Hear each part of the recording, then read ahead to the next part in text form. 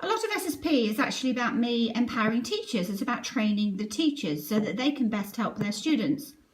A lot of programs that you buy are very limiting, and the focus is really that the teachers are just supposed to use them to teach the children, and not that the program itself is to train teachers in things that they missed at university and what have you, because most university courses don't cover half of the things teachers need to be able to effectively take all children through the skills acquisition process to enable all students to be able to read, and that means decoding with fluency and comprehension and having a good understanding of the vocab used in the books. Otherwise, it doesn't matter how much you decode those words, you don't understand them. Okay, so let's look at, for example, these two words here. Now, anyone with a basic understanding with phonics would think, well, okay, if we're going to split this into the representations of the speech sounds, that's why we call them speech sound picks. So if I had a sound in the air like and took a picture of it, what might it look like? Sorry, I'm going fuzzy. So in the word man, it might look like that. That's the picture of in the word man. In the word lamb, it looks like that. Man, duck hands, man. Lamb, lamb. And we use the monster. So the monster just represents but we think about the pictures of the speech sounds that he loves in different words.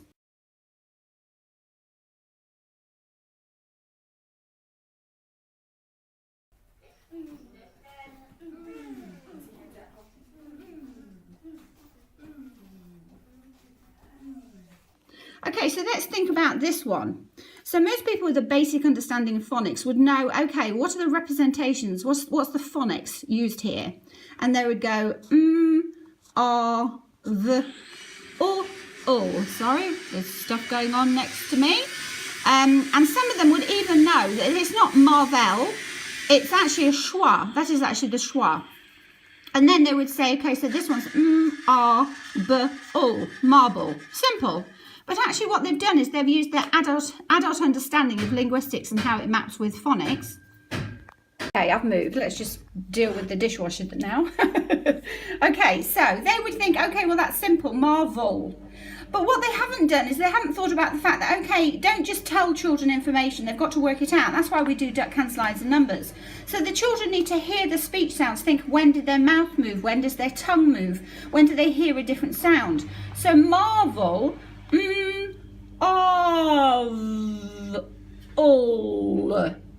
marvel. Now they might think, because think about that sound that can be represented by that. Think of Think of how you do it. You actually do a little schwa to start off with. You go You don't go straight into the It's very difficult to do. It's instead of I can't even do it. Okay, so think about that sound that we use for that. There's a little tiny schwa that we use to lead into it that's part of that phoneme. So when we're doing marvel, just here, the children would think, well, actually, no, that is likely to be together. Because think of they're thinking four. So they think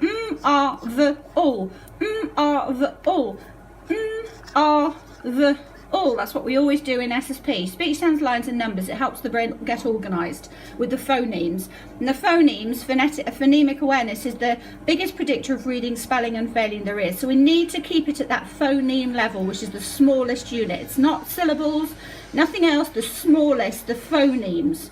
So it's called phonemic awareness. Okay, so they would look at this as children and they would say, well, I heard v.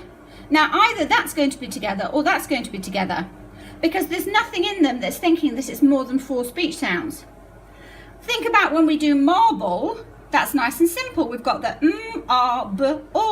So they had and that makes sense. But what about this one? Now, what we say in SSP is, think about the speech sounds, look at the word, and look at the phonetic symbols. Duck hand the word into the speech sounds, and then think of the pictures of those speech sounds using the IPA.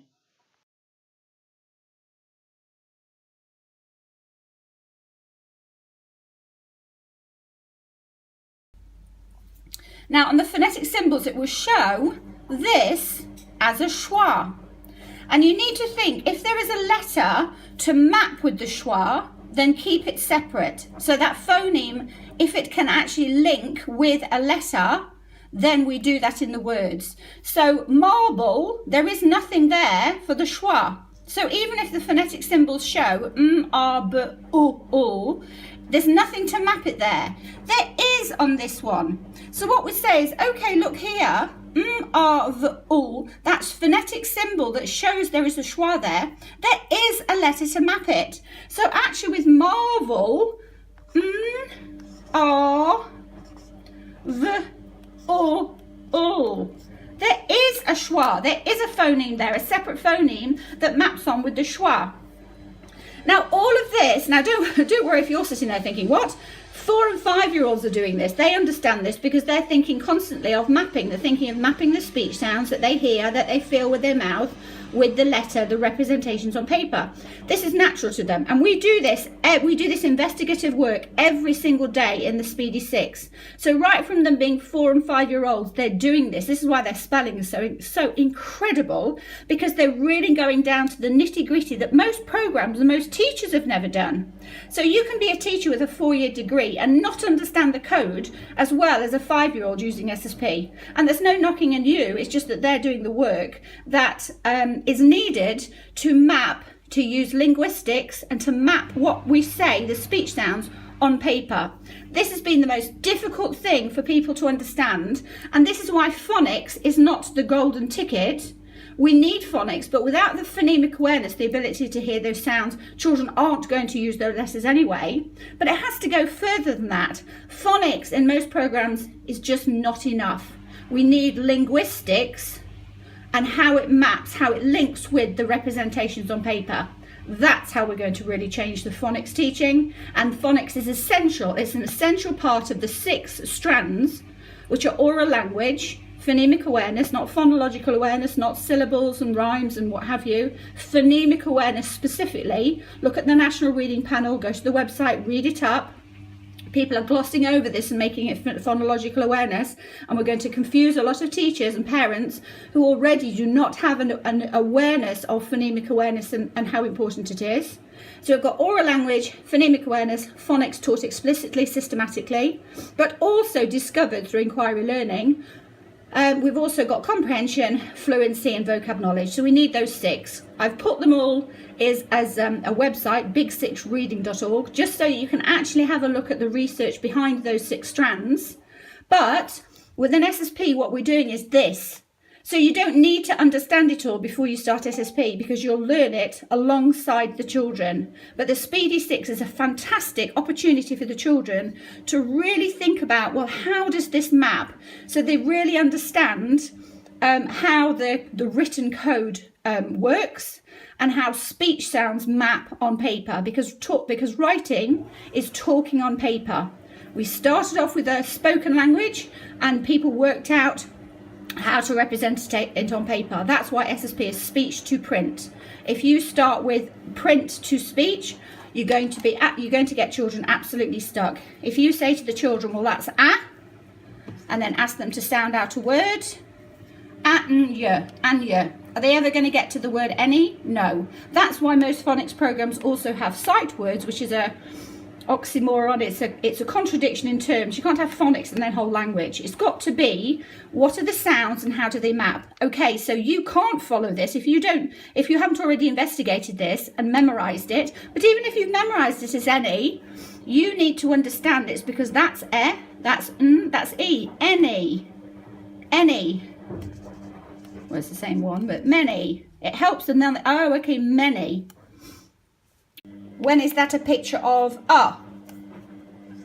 Another. Or it could be schwa. What about are? When's it a picture of are? Father.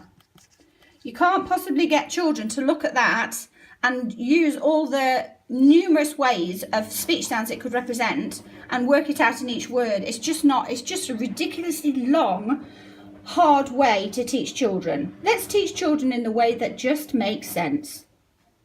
Start with oral language, great articulation, and then think of the pictures of those speech sounds. Let's monster map. It's also fun.